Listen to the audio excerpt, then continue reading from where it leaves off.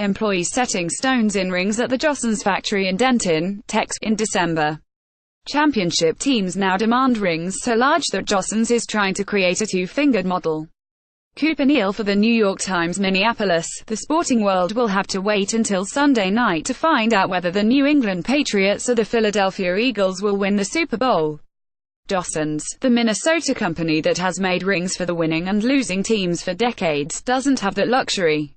Early last month, the country's largest ring manufacturer began developing designs for the 12 teams that had qualified for the playoffs, using the logos, home cities, even details from their playoff runs.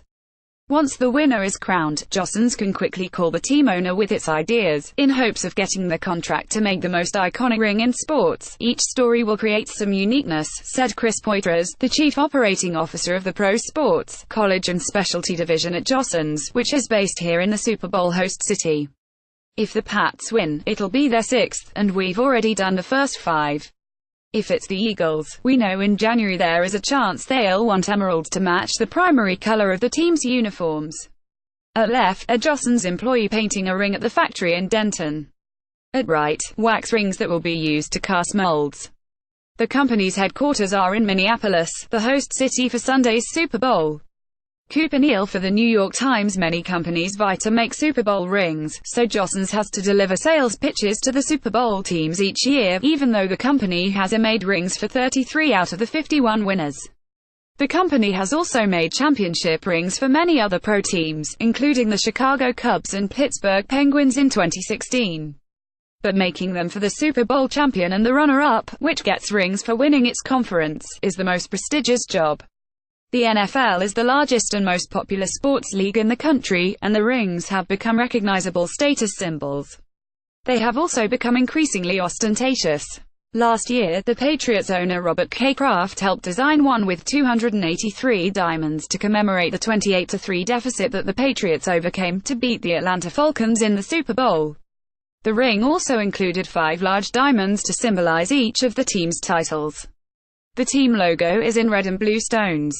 The words unequivocally the sweetest are etched on one side. That's my privilege to do it, and I love it, Kraft said of his role in designing the rings with Jossens. To me, having 283 diamonds, I knew our players would never forget. The New England Patriots ring for winning the Super Bowl last year has 283 diamonds, representing the 28-3 deficit the Patriots had to overcome to defeat the Atlanta Falcons.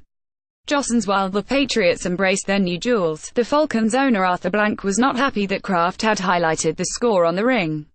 On average, Super Bowl rings in recent years have had more than 250 diamonds, a far cry from the relatively austere ring given to the Green Bay Packers after they won the first Super Bowl in 1967. That version had a single diamond in the middle of a large gold band. Teams now demand rings so large that Jossens is trying to create a two-fingered ring. The players are getting larger, too. Most men typically wear rings between size 8 and size 14.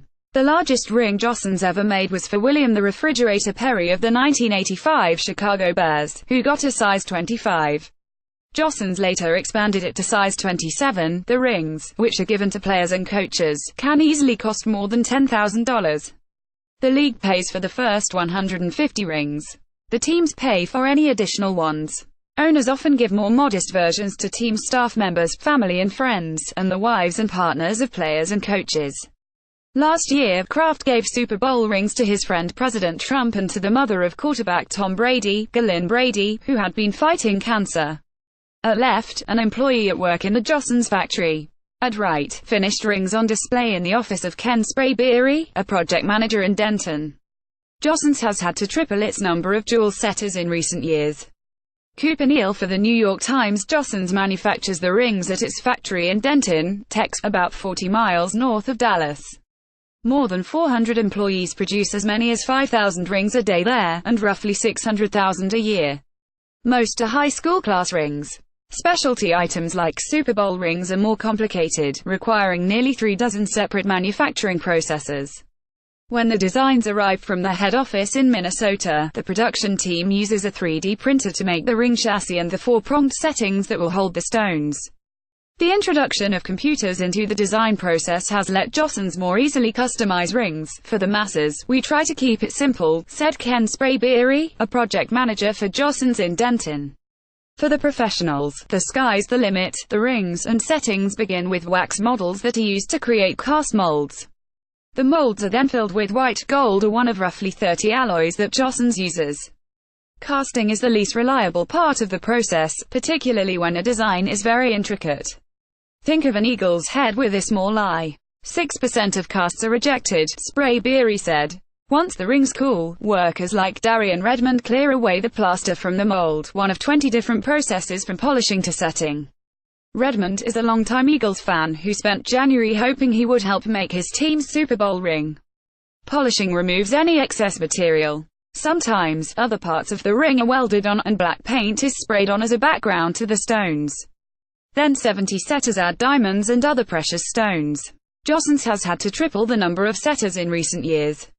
Everyone wants bling, Sprayberry said. Brand X just doesn't do it.